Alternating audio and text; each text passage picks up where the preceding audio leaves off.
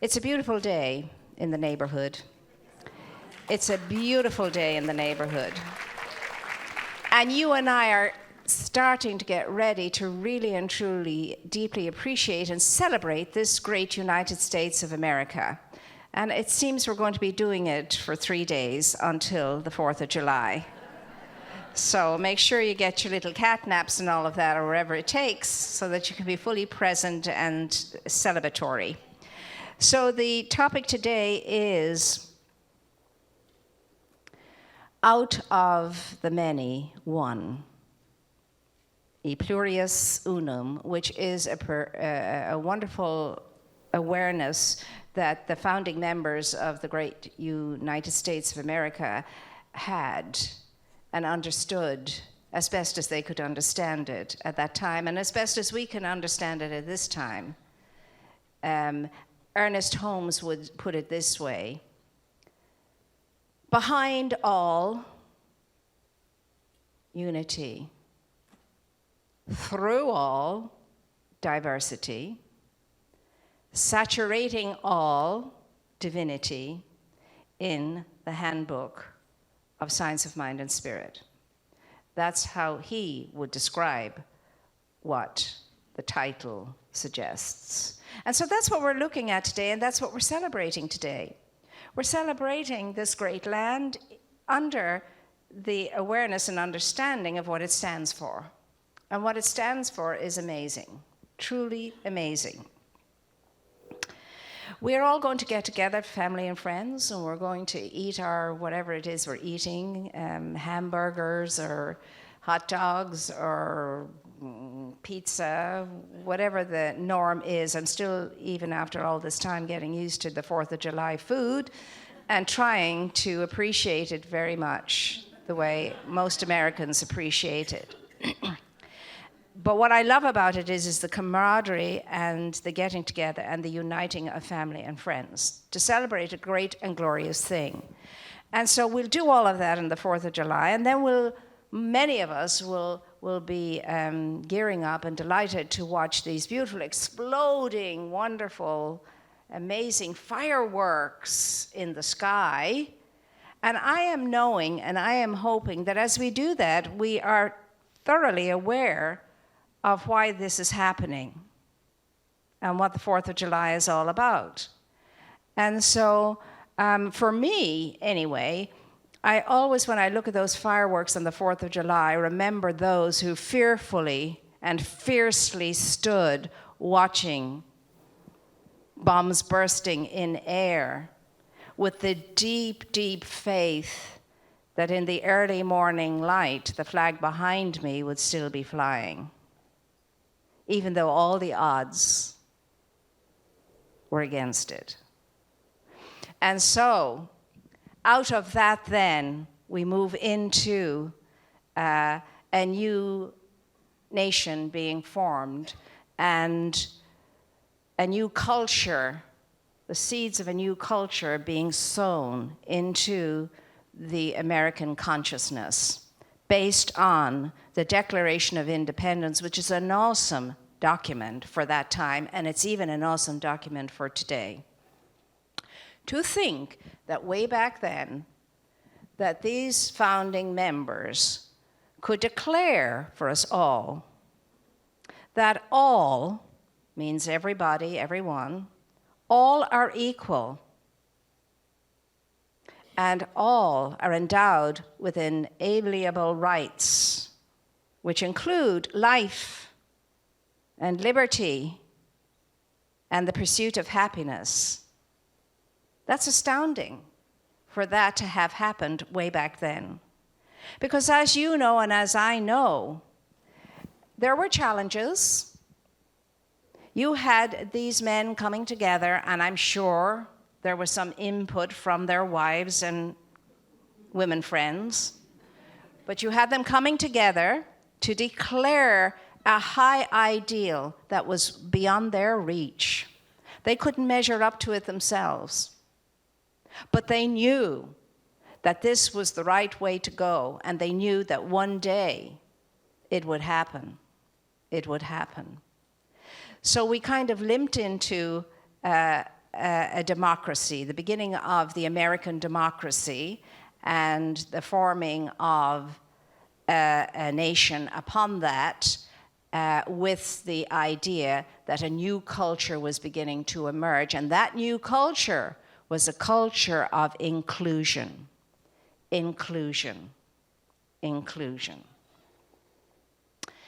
And so we moved ahead in spite of being very wounded by the deep gash of slavery, and further wounded by our unbelievable, nonsensical, unintelligent treatment of the first Americans, the first people of this land, and so on and so on and so on. Did we make one mistake after another? Yes, we did. Yes, we did. None of it was perfect, and far from it. But the perfect idea was formed, and that perfect idea was a divine idea that came into being at that time against, again, odds, great odds. And we are still to this very day endeavoring to live up to that Declaration of Independence. We have come from far, there's no doubt about it. We're still far from perfect, but there's something in us that can grasp the power of that statement of truth, that Declaration of Independence that we were given as a legacy to withhold and to stand for and to guard. And that's what we celebrate when we're celebrating the 4th of July, as I see it. That's what we celebrate. Now, as far as America is concerned, I've always considered America to be a very great place to be. Always. I know it can become greater, and I know it will. Absolutely no doubt about it, and I'm not concerned. I'm not concerned for the United States of America. No, I'm not. Why? Because when I travel through the states of the United States of America, I meet the most wonderful, fantastic people. I meet the regular, amazing, warm, friendly, helpful people of the United States of America, very generous people, as I move through. And I have the time then, it's usually when I'm on vacation, I have the time to really be with people, sit with people, talk with people, and listen to people. So I feel very good about this great land. Very sad too, but very good about it. Not concerned that it won't keep safeguarding its legacy, the legacy that was passed on to us by the founding members. And when we're celebrating that, I go straight to our teaching because it's completely in concurrence with our teaching. You know, unity and diversity in and through all. One power, one presence, one infinite being, one mind, one heart, one body, one soul, one people. That's our teaching. And all of us are striving to achieve within our own individualized selves a unified state of being. We're endeavoring to align the unity, the diversity, and the divinity. And when we get that straight and in alignment, we're good to go and we're unstoppable. We are unstoppable. As I was thinking last night, all the American songs came into my mind because I like to sing, believe it or not, even though people tell me I can't. And, I don't believe them. But anyway, I sing, and I know a lot of songs. And it's an amazing thing I've discovered that no matter what people are talking about, I can sing a song about it. There's a song for that, as well as a nap. And so what came to my mind was the one I really dearly love was Neil Diamond's Coming to America. It's a powerful song. And if you haven't heard that song recently, I suggest you go home and you listen to it. Coming to America, that song jazzed me no end. It still does. I get God bumps when I hear it. I do. And so I was thinking deeply last night. Well, I sat down to go one direction, but, spirit mind wouldn't let me go there, kept pulling me back to another one. And then I was thinking about what is our great symbol, the symbol of this land? And for me, the great symbol of this land is the Statue of Liberty. I don't know why, I've always had a pull towards her. She's always kind of called me. Even when I visited here and wasn't living here, the very first time I remember when I was flying over New York and I saw that statue, it sucked the breath out of me. I was breathless. And I had this charge of energy. And it does the very same thing every single time, whether I'm sailing around in a boat around her or I'm flying over her head. It has that same power to emote something in me. And so I was thinking about that, so last night I went and I got the sonnet that is inscribed at the base of the statue, and I meditated upon it, because we know a few words from it, but I think few of us could quote the whole thing.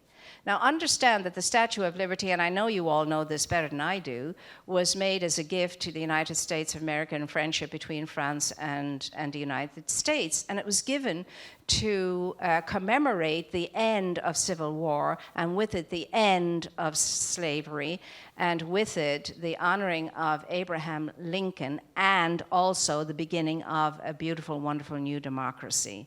That's the reason why it was given to us. But it was given to us without a pedestal. There was nothing to put it on. And of course, in those days, there wasn't a budget in the government's budget to produce a pedestal in any time soon. And so what happened, of course, is what always happens. We had fundraisers. Thank God for fundraisers. As I said this morning, like the poor, the fundraisers will always be with us. And so there was this competition, a poetry competition by an art society to raise funds for the pedestal. And Emma Lazarus was invited to enter a poem. She didn't really want to. Her friend had to coax her, and she did.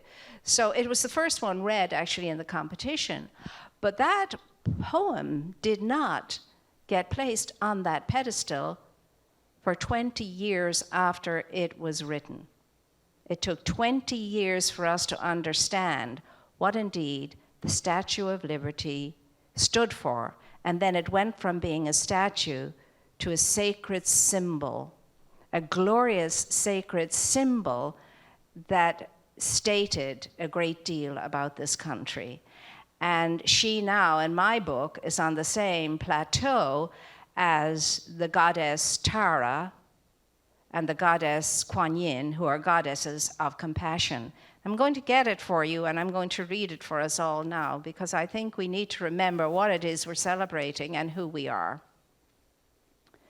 Now, this piece is called The New Colossus, and at first when I looked at it, what has that got to do with America? And then it's called The New Colossus because way back when, there was this giant Colossus in the city of Rhodes, and it guarded the harbor as you entered into the Greek city of Rhodes. And it was strident. It was Helios, the god of the sun, and it was standing strident with a light. And the light was saying, those whom we allow to come in will come in, but beware anyone who thinks they're going to come in here and interfere with our goings-on. A different kind of tone and texture to that one. And there were other colossuses around the world, in Egypt and so on and so forth. Look it up, it's very interesting and fascinating. But this is called the New Colossus, and this is what's written on the pedestal of our Statue of Liberty. Not like the brazen giant of Greek fame, with conquering limbs astride from land to land, here at our sea-washed sunset gate shall stand a mighty woman with a torch, whose flame is the imprisoned lightning, and her name, Mother of Exiles. From her beacon hand glows worldwide welcome. Her mild eyes command the air-bridged harbor that twin cities frame. Keep, ancient lands, your storied pomp, cries she with silent lips. And the following lines could be found in Matthew's Beatitudes very easily, in my opinion. Give me your tired, your poor, your huddled masses, yearning to breathe free, the wretched refuse of your teeming shore. Send these, the homeless, the tempest-tossed, to me. I lift my lamp beside the golden door. See, that to me is the United States of America's heart. That's her heart.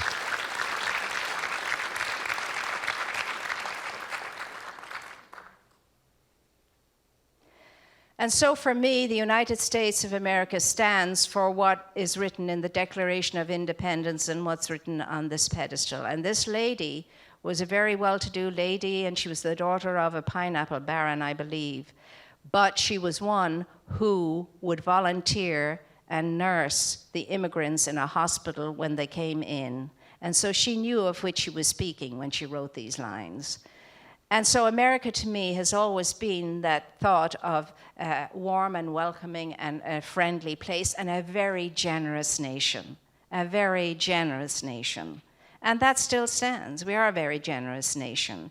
And I mean, we are a nation that encourages our youth to go into the Peace Corps and go abroad and help and serve and make a difference and so on and so forth. I mean, we're that, and we're more. We're also asleep at times too and don't quite get what all of this is about and what the Declaration of Independence is about. But nevertheless, I believe in the greatness of our country because I believe in you see. Because the strength of this country lies in the unity and diversity of its people. It lies in the heart of its people, and you are its people. And I know the caliber of each and every one of you. So I feel good about it all, and I'm not concerned about all of the nonsense we keep having screamed at us, because that's sensationalism and so on and so forth. And it's only the one side.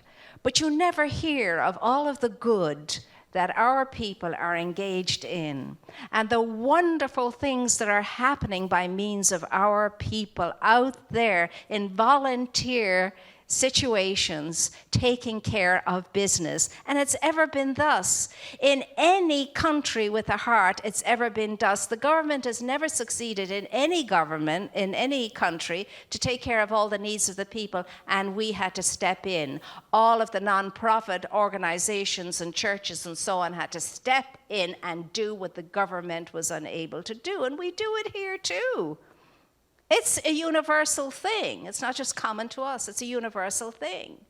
So I am of that amazing enthusiasm for this great land, and I am one of its greatest advocates, I have to say, knowing we're far from perfect. Of course we're far from perfect.